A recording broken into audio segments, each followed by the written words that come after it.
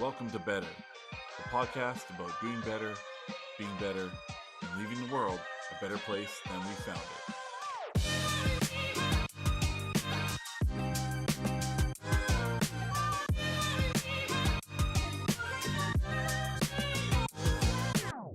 What's going on, everybody? Welcome to Better, the podcast where I and my guests talk about our personal journeys to become better people, do better, and to make the world a better place. I should probably mention on this one, there is a parade / rally / protest happening right outside of our studio. So if you hear drums or screaming or cop cars or anything, we're not that hood. It's actually a protest that's happening, or a rally, or I don't know what the proper wording is for it, but it's something where there's a gathering of people and it's pretty loud. So if you hear something, that's why.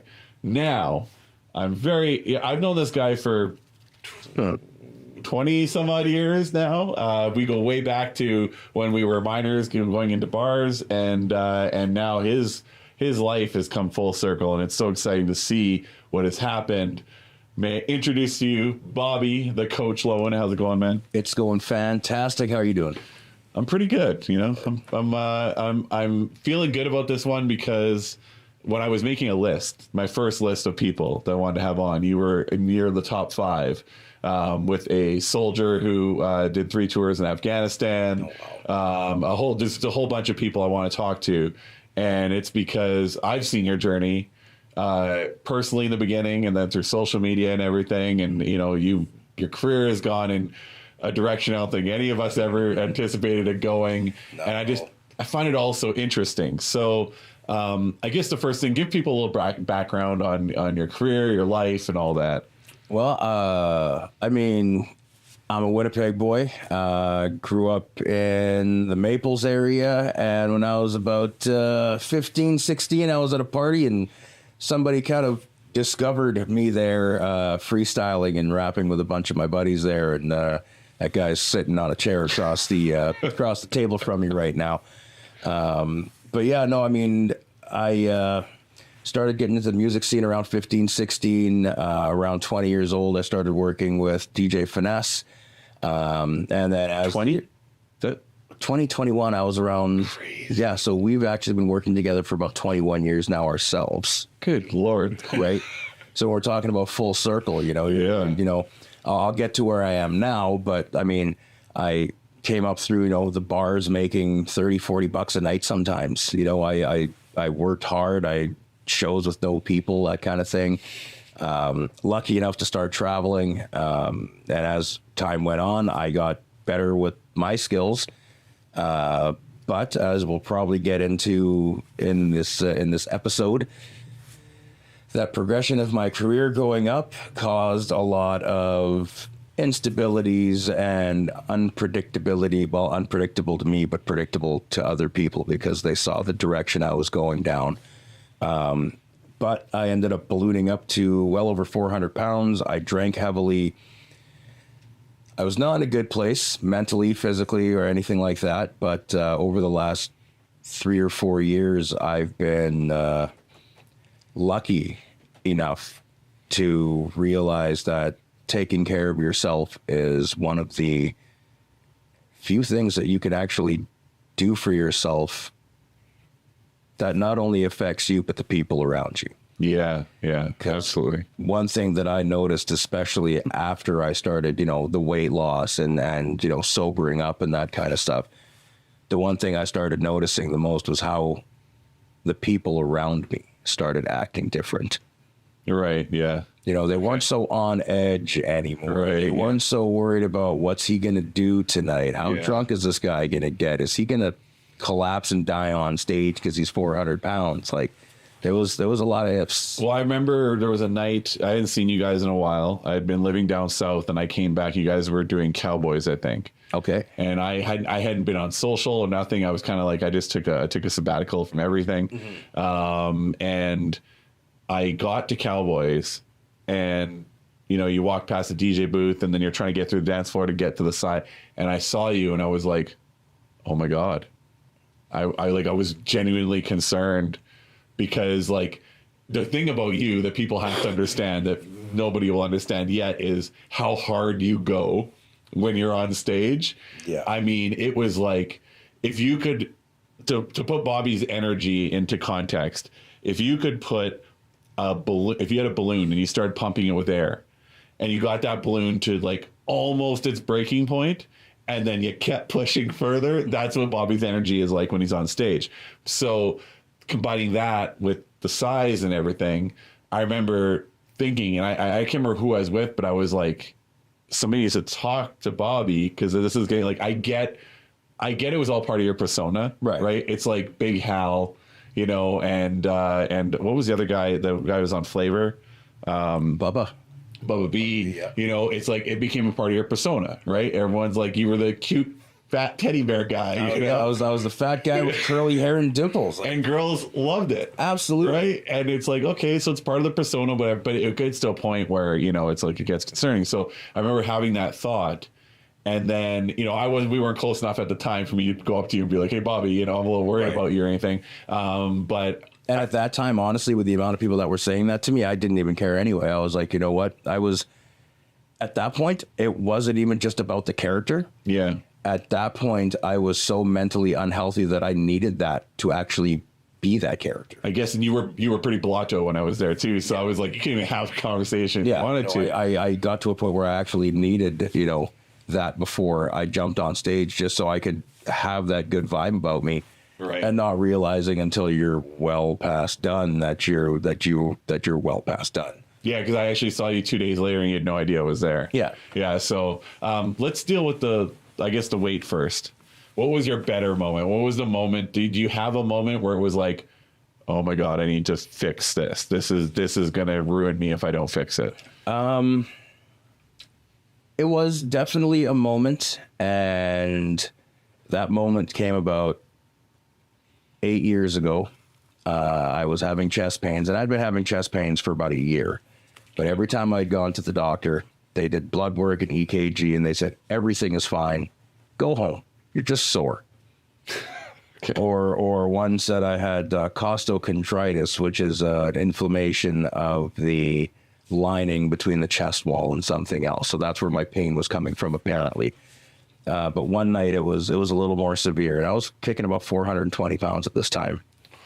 And got to the hospital, and they're like, EKG's fine, blood work's fine, go home. I'm like, and I got mad. I was like, I'm not going home until I see the cardiologist. Right. Because at that time I was genuinely concerned about my health. Right. Because that's when it was starting to feel not right. Right, yeah. So they actually kept me in the hospital. I saw the cardiologist, and the cardiologist basically told me the next morning or the next couple days after they did a bunch of tests on me, said, if you don't change your life in the next 5 years, or goes, you don't change your life now, you won't see the next 5 years. Oh, yeah, that's a sobering conversation. And then when they had to do another procedure, and they brought me a DNR form. Ooh, yeah, that'll hit home. So you know, you get that you're going to die within the next 5 years. Should we bother you waking you up if you have a heart attack while we're doing this? So mentally, so you're in a hospital bed at this point. I'm in a hospital bed. I've got oxygen up my nose. I've been there for a couple days at this point. They transfer me from one unit to another. Like, it was getting real. What was the like, was it just sheer terror in your mind, or were you still going through a little bit of that, I'll be fine? You know, because like, I think we come from, we were talking about this just before, we come from a generation of, our father's generation was like, just tough it out, whatever, you know, it'll pass, it'll be all right. And then we got a little bit of that. And then I think it made us feel almost like we had like Superman complexes, where we like, whatever, it'll be fine, especially because of the way we lived. Absolutely. You know, like we were living on schedules that most people would die on. Right. So I was never a drinker.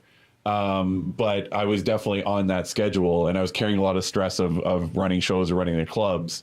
So my stress almost killed me. Yeah. You know, but for you, so you're saying, are we still a little bit in denial, or were you like full in, like, holy shit, I gotta do something? I was 50-50.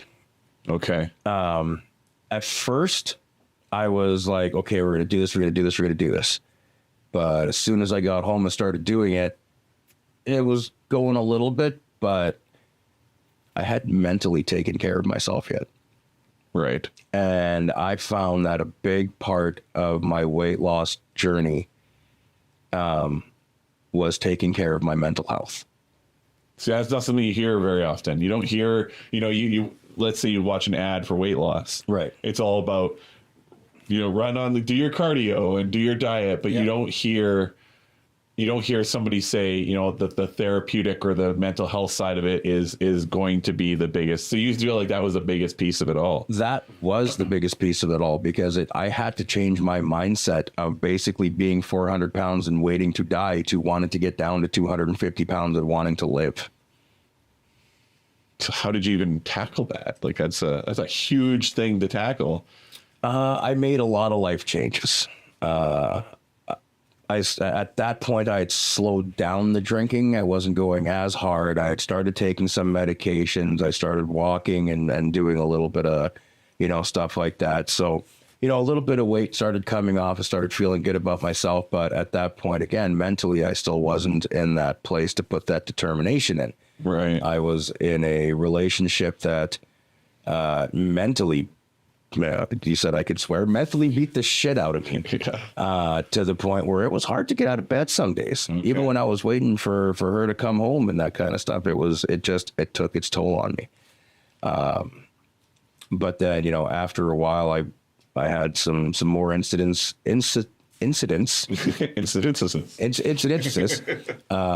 where my drinking got me in trouble, and that all concluded in 2019 when I actually got a DUI. Okay. And even then, I still went out and partied. After for the next couple months. And then I woke up on New Year's Day, 2020. Okay.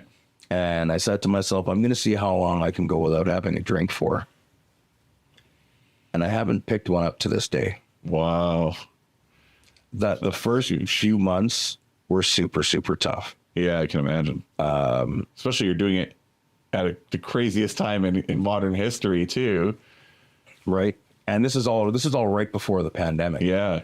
And then when the pandemic hit, everybody started drinking like crazy. Yeah. Did they ever? Drinking at home, and LC did like 6,000% increase in sales overnight or something. Right. Yeah. As much as I drank in the past, I never drank at home.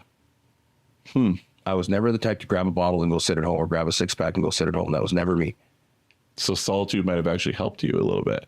Solitude and actually taking a step back from the industry. Right. Yeah. Because you're forced. I mean, how can you do the bars when there's nobody going to bars? Well, I mean, when I was that big and that drunk, I mean, I was doing it 4 or 5 nights a week. I was getting home at 3 o'clock in the morning, eating like crap, going to bed at 5, waking up at 3 in the afternoon. Was, life sucked.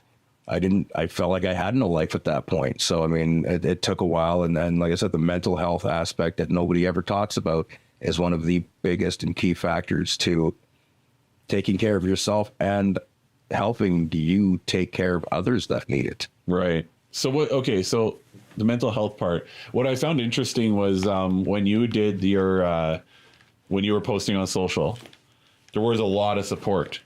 I noticed, like a lot of people that you hadn't talked to in years. Everybody was showing up, and did that help, or was that like? It was so much motivation. Yeah. Okay. And even just, I would post my own before and afters and my transition photos, and that was even motivation for myself. Was seeing, holy shit, dude, you just dropped 60 pounds. Yeah. That 60 just turned into 100. Right. That 100 just turned into 120. And now I've dropped 165 so far. I still got another 40, 50 to go before I'm happy. And then you got hundreds of cheerleaders. And that, I've got such a support system, and I'm not going out and making an ass of myself anymore. Right. So, more of the support system that was gone kind of came back. I hate to say it, maybe they should have been a little more supportive during the times that I needed it. Yeah. But at the same time, it's still nice to know that I've got some people cheering me on and giving me a pat on the back. Well, there's 2 big things there. So the first is these days you always hear about the negatives of social media. Right. Nobody, I feel like there's no conversation around the positives of social media. This is definitely one. Absolutely. And then I guess like the whole the people being there for you when they need to be. I know that through the pandemic, there was a lot more emphasis on like being there for each other. Right. It's kind of dwindled now, but I wonder, because I mean, we know a lot of good people. Absolutely. I wonder I think we're just all we've created this, you know, as much as I run a tech company and I love tech, although you saw how many tech problems we had before we got on. So if we have audio problems, by the way, we bought these new mics, Logitech. You need to get your shit together. But so you know, I love all this stuff, but it's created so much busyness. Right. And so I feel like nobody has time. Very few people, except for those that are unplugged a lot, have time. Like my girlfriend, she's not as techie, and she's so much more empathetic than I am. And she takes her time to check in on people and everything. Like my mom is big into social media, but she's very unplugged as well. And she's always like, yeah, I called your 7th cousin from, you know, some country I've never heard of, and I'm just checking in on her, or our cousins in Ukraine. I'm like, where did you even find these people? She's like, I'm just checking in and see if they're okay, you know. And I'm like, and I one time I was like, do they want to hear from you? And then I started thinking, I'm like, no, this is actually a good thing that she's doing. We should all be doing it. We just don't have enough time. Yeah. So I wonder if when you were going through it, and do you think it was a little bit of that? People just didn't have time and they just couldn't really give it the focus to say, Bob, you did something wrong? Or do you think it was more like, kind of like, Bobby, I'm a little intimidated by the coach, and I don't know that I should be saying these things to him, because I mean, you're a very large personality in the city, no pun intended. And it was like, I find people are generally intimidated by, you know, because you're on the stage, you're always above everybody, you're always the loudest one in the room. That can be an intimidating thing. So you think it was a little bit of both? Do you think it was one more than the other? Or?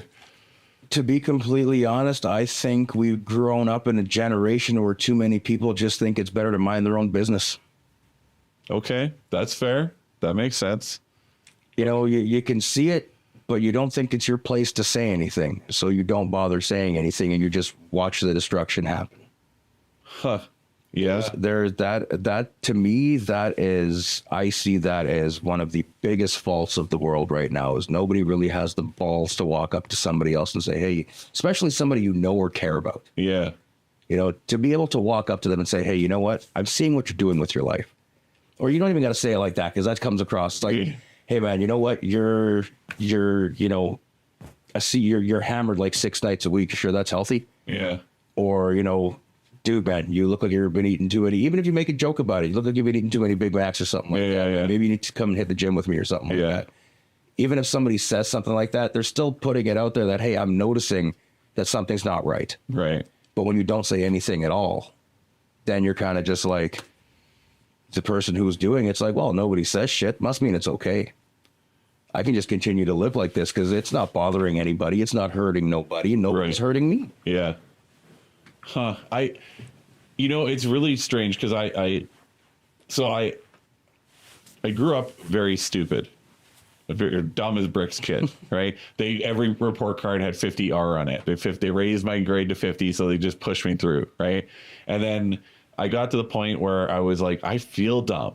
Like I don't feel smart enough. I feel like I do everything just because I want to do it. I don't take time to learn or to practice or anything. So I got into that mentality, and I found the more I learned, the less empathy I had, which was a very weird thing to experience, because all of a sudden there was a point there where I was wondering, I'm like, do I have feelings anymore? Like, have I completely shut that tap off now that I've taken the time to ensure that my brain is working and functioning the way it should?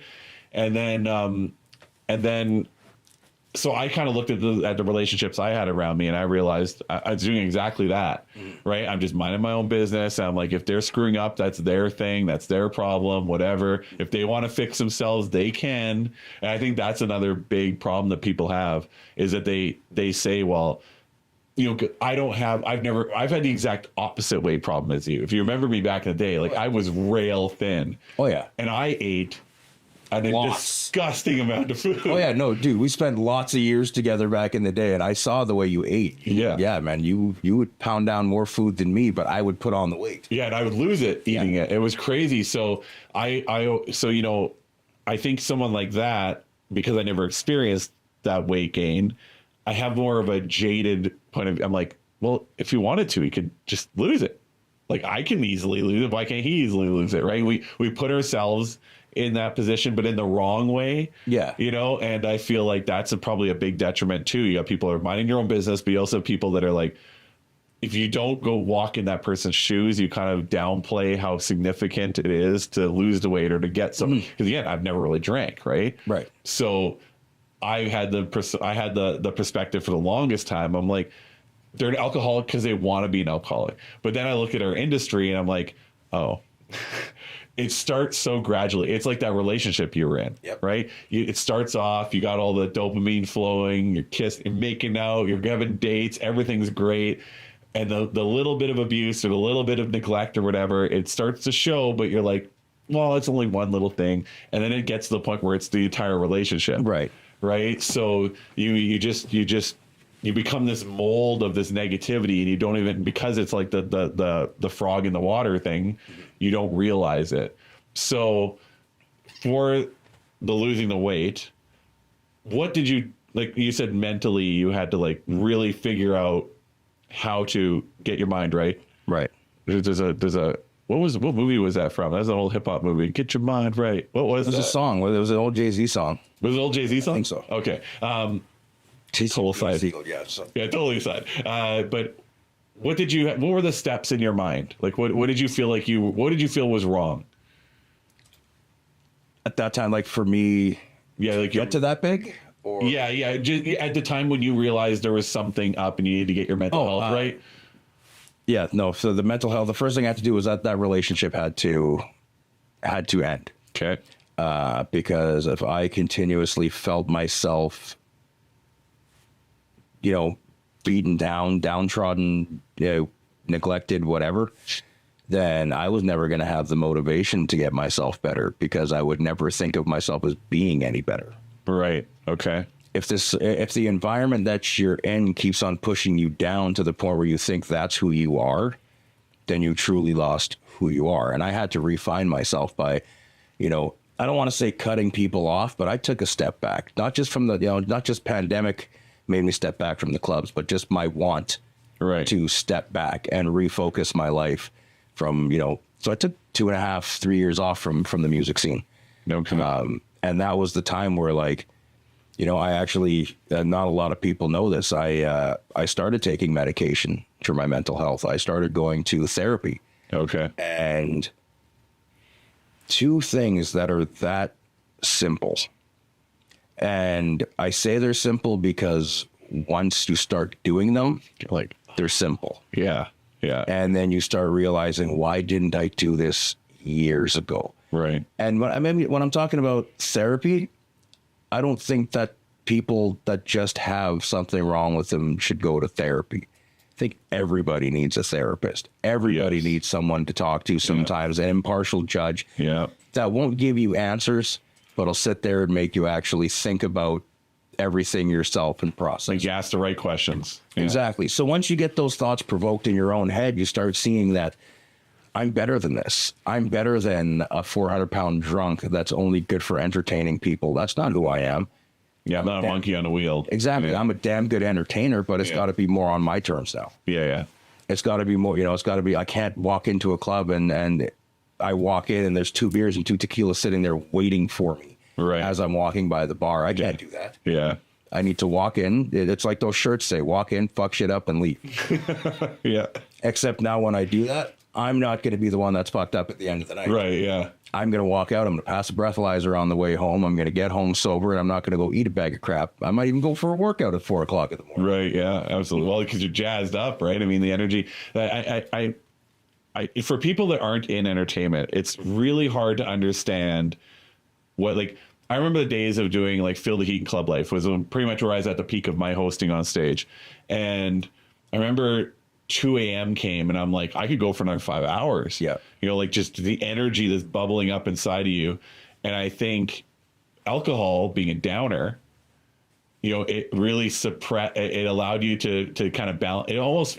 It probably almost seemed in your head subconsciously like you were creating balance of some sort, right? Mm-hmm. And because your body, I mean, you can get, I could feel my blood flowing differently when I get a great crowd. Yeah. I remember that I did a Feel the Heat at Convention Center, and I hadn't come out on stage yet because I was dealing with this idiot rapper who just was nothing but a headache in the green room. So I usually got on stage within the first half hour, and it had been over an hour now. And I was standing up in the room, and I heard these 5,000 kids, and I've always wanted a Rocky moment. And they start jam co, right? And I was like, and I remember just like the hairs standing up, and my blood started to goof, goof, goof, and that feeling lasted for a couple days. Yeah. That was like getting high or getting drunk, I guess, or whatever, right? And the thing about it is, when you get to the point where you experience those extreme highs in life, I guess it is very much like being a drug user or being addicted to alcohol, being an alcoholic. You need that fix. And I bet you the cycle for you, I mean, you could tell me, was everything became a fix. Yep. Food, alcohol, all of it, right? Yep. And man, that's got to be a hard way to live. It was. It really was. I mean, I was, I guess, compensating for my sadness, Yeah. if you want to go with that, because I like I said before, I wasn't a happy person. I looked happy on stage Yeah. because I was paid to be happy on stage. Your smile was part of your persona. It was part of what everybody knew about you. Some people say it's almost creepy how I used to be able to go from having the worst day ever, almost in tears, sad face, no expression, to put a microphone in my hand. Let me take those 2 steps up onto the stage, and I'm a different person. Yeah. There's a smile on my face, and I've never had a problem in the world. I'm here to rock this party and make everybody the happiest person. Right. But at 2:15, when those lights are on and those people are gone, and that fake love that you're getting for those 4 hours, because that's part of the fix too. Yeah, I can imagine. It's not just that's true. It's not just the drugs. It's not just the, the food and things like that. But that fake love that you get for those couple hours when you're up there playing star, Yeah. and it all disappears at 2:15. That's another part of that negative mental health that gets you, because you're leaving the club alone after everybody's been screaming your name for 3 hours. Yeah. Right. And you go home alone, and you're sitting there, you're like, either, if you're in a relationship, they're probably asleep. Yeah. Of course. You don't get any time with them. And when they're up in the morning getting ready for work, you're sleeping. Well, I killed most of my relationships. Same with mine. Those schedules just never met up, right? And they met up at first because you probably met that person at the club.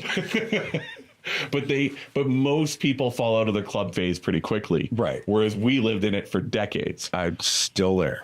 Yeah, and so, but I mean, you're doing it in a healthier way now, but it's most people, they go through like a 2 to 4 year cycle, and then they get on with their life and whatever, and then they show up every so often. They grow out of it. Yeah. And then they show up for big events or birthdays or something like that. But I mean, that's when you're on the party aspect of things. When you're controlling the party, Yeah. as long as you know what you're doing, you could have a long career. Yeah. Yeah. No, true. For sure. I always, there's a few people I've talked to that I said, they put on that brave face. Like you said, it's like that. Right. Yeah. And I've always told them, I'm like, you should do something in entertainment, because you should be an actor or something, because that, although I now know, I'm like, I shouldn't have been encouraging that. I should have been saying you should go get some help. But it's almost like you are, I was watching this debate online, total nerd moment here, where it's like, who's the disguise? Is it Clark Kent or is it Superman? Right? Mm-hmm. Who is he truly? Whereas I feel like when you get into a lot of vices, that's not your disguise anymore. It eventually switches, and your disguise is the person you were before you found all that. And that's going to be a really hard thing to do, to live a fake life for the vast majority of your hours in your day. You're right. And then you would get home and be like, I don't have anybody. I don't like this is an empty life. And then you got to live with that emptiness. And then what would you do? Right? You'd probably drink a bit more or something, right? Yep. Or, let's order some big 5,000 calorie meal, or, eat like crap and sleep, because you're so depressed that all you want to do is sleep. Yeah. So, once you eat and you drink all that and you got all those empty calories in you and all that food sitting, then you go to sleep because you're either drunk or depressed. And next thing you know, you wake up and all that weight stays on you. And Yeah, you grew overnight. Oh yeah. Yeah, you talked about therapy, and I'm a firm believer that you're right. Every person, I don't care how healthy you think you are, Yep. even just having like an app like BetterHelp or something that like it's just there when you need it. Even if you go twice a year, once a year, Yeah. just go and get it out to somebody impartial, and you might learn something new about yourself. Yeah, I vent every week. Yeah. I go and I'm just like, cause I get riled up in I mean, running a tech company that's based on events throughout the last few years has been incredibly stressful. And it's, when I talk to my therapist, I'm like, and she goes, you may start. And I just lay in, right? And she just lets me talk for sometimes like half an hour. Yeah. And then she's just keeping notes over, and it's like, okay, let's slow it down now. Now you got it out of your system. Now let's review. Yeah, let's review. So therapy was a big... Huge. Yeah. Huge. And it still continues to be a huge part of, my mental health journey, my physical health journey. I think it's just so key to have that, because like I said before, you constantly learn new things about yourself when you're actually given the time and you're provoked with those questions. Yeah. To open up your brainwaves and think about certain things that you don't think about properly. Right. Because when you think about them, you're either thinking about them with anger, or you're thinking about them with rage, or you're thinking about them in something that you've already made your mind up about. Yeah, for sure. But when you actually think and process it through, it's like, wait a minute. If I did this differently, if I took my time here, if I focus on this a little more, if I start worrying about myself more, not the rest of the world. I mean, you still want to focus on the rest of the world and make them, help make the world a better place. But you can't do that without the journey starting with yourself. Right. I hate to sound like Michael Jackson, but look at that man in the mirror. Starting with that man in the mirror. Hey, there's nothing wrong with that. Is one of the greatest songs of all time. Absolutely. I was actually listening to that on the way here today. Oh yeah, that man. If we could have gotten the rights for that, Ben, that would have been a great. That would have been a great theme song for this podcast. Yeah. No. So the first moment of betterment is you're in the hospital. They're even questioning whether you want to come back to life or not. Exactly. And then you get the DUI, and then you decide New Year's Day, I'm going to see if I can do this. Yeah. But I'm sure there were moments before that where you're like, I could do this, and you tried. So was it the complete rock bottom? Because I imagine that's rock bottom. Do you want to live? DUI, so now you're screwed for getting around, and you realize you're in this bad relationship, and you're, I'd imagine at that point you're like, there's not much worse to. I was just about at rock bottom at that point. Just about. What was rock bottom? I still hadn't even hit rock bottom yet. Holy shit. Rock bottom is I'd say a couple of years ago when my power got cut off and I was sleeping in my car for a month and nobody knew except for right now. And I just told you in this conversation. Holy shit. Yeah, that would be rock bottom. I was still going to work every day because I still had to pay my paychecks. Of course. I still had to make my paychecks and pay my bills and stuff like that. But I was literally living in my car for a month because I couldn't pay my hydro. So this is something I can relate with you on. I've done it. I've slept in the car. So I remember I did it for 5 weeks. And I didn't want to tell anybody because, you're super ashamed. Absolutely. Men can't ask for help. Never. And it's not like I couldn't have gone home to my parents, but the problem for me was my parents lived in the country and I couldn't pay my bills or further my life living out there. Right. So I remember for 5 weeks straight, I would go to sleep in my sleeping bag in my car and cry every night. Just be like, what have I done? What possibly could I have done to deserve this fate? And then I realized I'd say about 3 weeks there. That's what I was doing. And then something clued into me. This might have been the first time I used my brain ever in life. And I was like, yeah, wait, what have I done to deserve this fate? Instead of asking a question like, what have I done? What have I done to deserve this fate? And then I started thinking, I'm like, oh, all that shit over there, that's what I did to deserve this fate. I didn't take care of me. I didn't take care of my people. I didn't take care of my mental health. I didn't take care of my physical health. And I was taking shortcuts, and I was putting all the blame on everybody else for everything that was wrong in my life. Did you have a moment like that where it was like, did you figure out why you were in that car? Yeah, I did. It was a lot of frivolous spending. I was just being an idiot. Okay. I mean, there were a lot of things too that came up, like repairs and bills and things like that. But those things would hit $2,000, $3,000, $4,000 at a time and just drain the bank and all that. Yeah. But yeah, no, it just got to the point where I was like,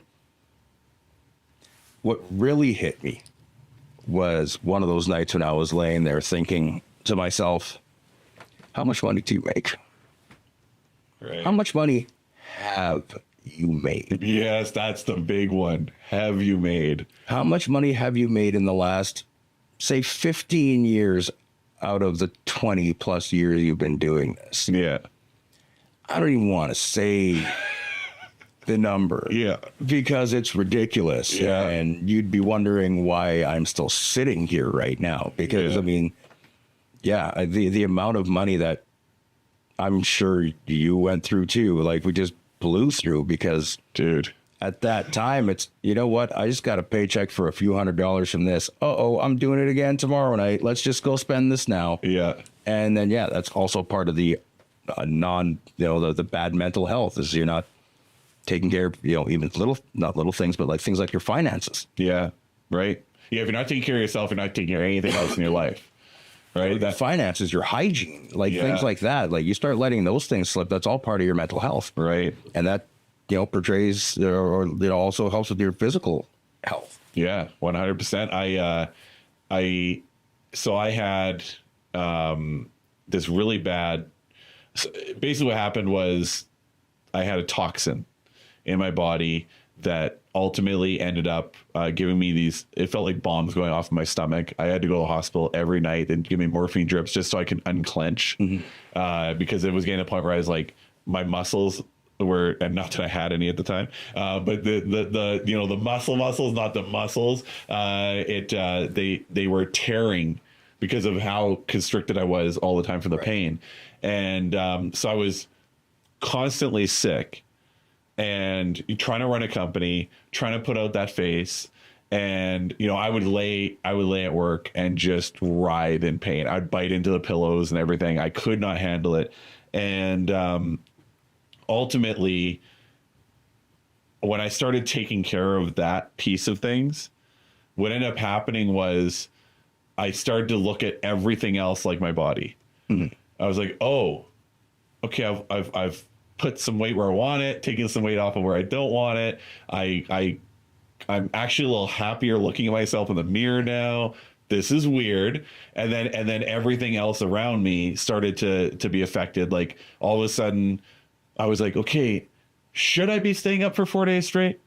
Is that a good decision to be making for myself? And then you go into I think you're very much like me. You want to read the science and everything behind it. We were talking about weed and stuff earlier. Yeah, that'll be for another podcast. But when you look at the science of sleep, it's like, so I used to go, well, you used to do it too. We all did it, but I used to go like almost a week with no sleep. And now I only do it if I'm forced into the situation. Like last month, I slept 62 hours in 35 days. And that was stupid, but I had no choice. Right. But in my daily life, when I'm not in a situation where everything's burning down around you, where you got fires to put out all the time, I try to get 5 to 8, because I think that my body doesn't necessarily need 8 every night. Right. But I looked at that, and then I started looking at finances. I started looking at, right, like it's just this huge. If people would just realize. And I try to tell people this, that I'm concerned about, but a lot of times I feel like I just don't get the message through. I'm still drafting in my head how to do it. If you just deal with the inside shit now, yeah, everything else will start to make more sense. The world will make more sense. Absolutely. If your brain's not in the right spot, nothing else will be. Yeah. If your mindset isn't where you want it to be, then you're not going to, really gonna.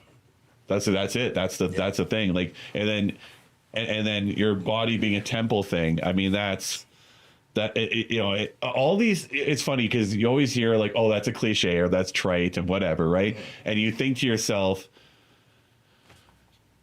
yeah, I mean, that's just something people say, but it's actually something people say for a reason. Yeah. You don't realize how true it is until you go through it yourself. Yeah. Until you deal with it yourself. And some people need that push. Like some people, I've been in relationships in the past where I've begged other people to go to therapy and go get help, that kind of, and honestly, I've been in relationships where they begged me. Right. And I would laugh. Yeah. Okay. Yeah. There's nothing wrong with me. Yeah. But yeah, no, if people just start taking care of that one thing, just their mental health, that helps take care of so much else. Right. You know, the physical, the financial, your personal relationships, your relationship with yourself. Yeah. And the relationship with yourself is huge. The self-care that people neglect for themselves. And that we all, I think you did too, I definitely did, made fun of. Absolutely. When people would talk about self-care and all that, but what's wrong with you? Yeah. Why do you even have, I don't understand that even. That doesn't make sense to me. Yeah, it sounds so, I would think of like hippies grounding their feet in the grass and stuff, right? And you don't realize it's something as simple as maybe just shutting your phone off for a day and going for a drive. Yes. Yeah. You know, maybe it's sitting there and opening up a book and reading for a couple hours or more, better so writing for a couple hours. Right. You don't got to write anything in particular. You know, you got to sit there and write poetry or short stories. Just journal about what's going on in your life. Yeah. Sometimes putting that on paper makes you feel so much better when you actually get to read it back. Holy shit, this is what I'm going through right now. Right. Not just me saying it, but I'm reading it back to myself. This is what I'm going through. Yeah. How can I fix this? How can I change this so next time I open this book, I'm not writing the same thing? Right. Yeah, no, it's I've always tried to be a writer with varying degrees of success. But yeah, I have an app on my phone called Dailyo, and I've now gotten through 4 years with it or something. So now it shows me memories from like, well, this is what you felt like that day. Right. And wow, what a wake up it has been sometimes. Dude, that's what Facebook's like to me almost every day. Yeah, with the memories. Been on Facebook since 2007. It reminds me. Damn. Yeah, I know, right? Those are not kind years for any of us. But then I also look at the progression of my Facebook posts. Yeah. From 2007 to 2023, you can see my mental health go down. Right. Okay. You're not just seeing the pictures of my size and stuff changing. Like the statuses and everything that were changing. Right. You're seeing my mental health and my physical health both take a really bad downturn around 2009, 2010 and stay until about 2016, 17. And it started getting a little better. Then it started getting worse again around 2019. And 2019 is when I got real bad. And 2020 is when I started taking care of myself. Yeah, I remember looking at some of your statuses going, what is Bobby doing? Some people thought I was suicidal when I posted song lyrics. This one cracked me up. I just finished listening to Can I Live by Jay-Z, so I posted Can I Live? And then people were like, are you okay? Are you okay? What's wrong? I'm like, Jay-Z song, man, hot track. Like, okay, we thought like, can you live? Like, what are you doing to yourself? I'm like, no, I'm okay this day. Well, I would say, maybe what, when I reached out to you to be on the podcast, I think we're going to have to do some more for sure. I said to you, my whole goal is to try to help people get better. Yeah. Right. Because I've been on this crazy betterment journey for years. You obviously have been on a crazy betterment journey. It sounds like what you went through doing it publicly on social media actually made people think a little bit more about the people that they have on social media. Like now, because you would have posted Can I Live in 2018. Yeah. Everybody would have you probably wouldn't have gotten anything. No, what about it tonight? Yeah. And now they're like, are you okay? How are things? They're checking in. So it's interesting because, I didn't think this is where this conversation would go, but it's something I'm going to explore on a further podcast because, you got to run. We took like an hour to do the tech here. But I think I got to get some people that run the social media companies in. Yeah. And I gotta talk to them about the positive of social media, and maybe get you back on that one with somebody from Facebook or something. Meta, because that's really, it's compelling because there's a lot of parents, they're like, our kids should not be on social media. Right. And then you look at a situation like yours and you're like, no, it has good. So I definitely want to explore that more. So I guess to wrap this up, your big takeaway for everybody, whether you're dealing with weight loss or they're dealing with the sobriety, with any of this stuff, is mental health 100% first before everything. If you can't love yourself, you can't love the rest of the world. And mental health is a big part of loving yourself. Okay. That's as good a place as any to end it off. Thanks, brother. Appreciate it. No problem. All right. So that is it for Better. I really hope you enjoyed this episode. If you did, I wouldn't mind if you subscribed. I would hope you would subscribe. We're going to have a lot of great conversations with everybody. You know, I'm not a self-help guru. We're not here to sell you anything. We're not here to tell you what to do with your life.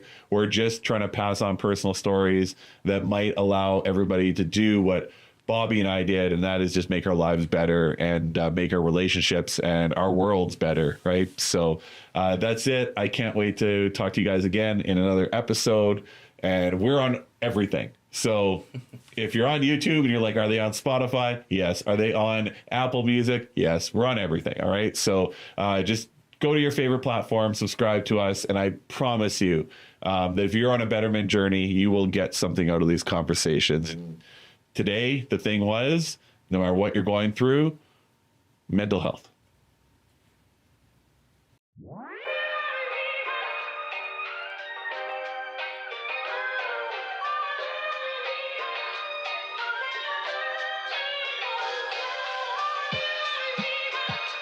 Thanks for checking out Better. If you get a chance, subscribe. Hopefully, together, we'll make the world a much better place.